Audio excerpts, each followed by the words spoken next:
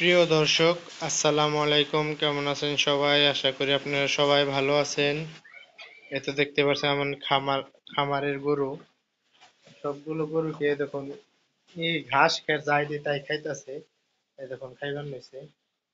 আর ওগুলো খাইছে, এখন একটু লাফালাফি করতেছে। ওরা আবার ভুসি খাওয়ার সময় গেছে, তাই সেই কারণে ওরা এইরকম করতেছে।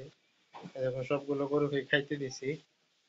আর এদিকে ওরাও খাইতেছে। আজকে আবার ঘাস কাটা হয় নাকি খামারে, কারণ হলো অনেক প্রচুর পরিমাণে আজ বৃষ্টি হইতেছে, সেই কারণে ঘাস কাটা হয় নাকি। রাস্তাঘাট পিছলা হয়ে গেছে, তার জন্য ঘাস কাটি নাই। আর এই সময় যাদের যাদের গরুর ওই যে কৃমি ডোজ করার সময় হয়েছে তারা দ্রুত করে দেন, কারণ এইরকম ঠান্ডার সময় কিন্তু আর পাবেন না। এতে দেখুন আমার খামারের সবগুলো গরুকে কাল পরশুদিন মতো ডোজ করে দিছি। সবগুলো গরুকেই, বাছুর গরুকে পিছে ডোজ করছি, এটাকেও দিছি। আর ডোজ করার পরে একটু ক্যালসিয়াম তো দিবেনই, জিঙ্ক আর হইলো মাল্টিভিটামিন এগুলো দেওয়ার চেষ্টা করবেন। হ্যাঁ, জিঙ্ক, মাল্টিভিটামিন, তারপরে এ এ আছে সেটা হলো লিভার টনিক। এগুলো দেওয়ার চেষ্টা করবেন, কারণ এগুলো না দিলে বোধহয় লিভারটা নষ্ট হয়ে যায়। এবং কি যাই খাবে না কেন, ওই যে পাতলা পায়খানা করবে, এবং কি নাদাটা একটু নরম থাকবে। লিভারটা দুর্বল হয়ে যাবে। লিভার দুর্বল হয়ে গেলে বাদে গরুর কিন্তু যে কোনো রোগ বেড়ে যায়। রোগ একটু বেশি রকমই হবে। এই হলো কথা।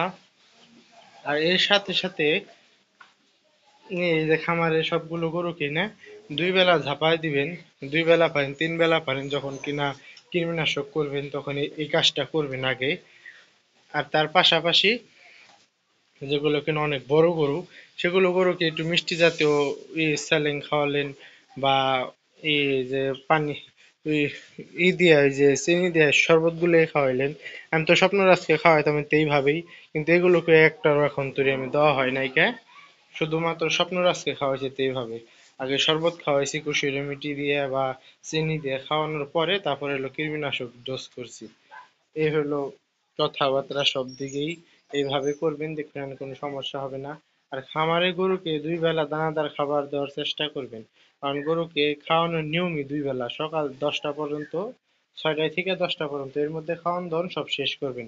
দানাদার খাবার আর কাঁচা ঘাস বা খের যাই দেন, খাওয়ান শেষ করবেন 10টার ভিতরে। আর বিকাল 4টে থেকে সন্ধ্যা 6টায় ট্রাক দেখ দিয়ে খাওয়ান শেষ দিবেন, দানাদার ভুসি সব। আর এর মধ্যে যে পর্যন্ত টাইমটা আছে, পুরো টাইমই ওরা শুয়ে থাকবে, জাবর কাটবে, এবং কি শুয়ে আর জাবরই তো কাটে গরু, আর কি করে? আর তো এমনি কোনো কিছু করে না। আমার গরুকে সবগুলো কিন্তু তাই। আমি 2 টাইমই খাওয়াই, কেউ তো সারা দিন খাওয়ান, রাত 8-9টা পর্যন্ত খাওয়াইতে থাকেন। এইভাবে এই ভুলটা কিন্তু কেউ করবেন না, কারণ গরুকে একটু রেস্ট দেওয়ার চেষ্টা করবেন।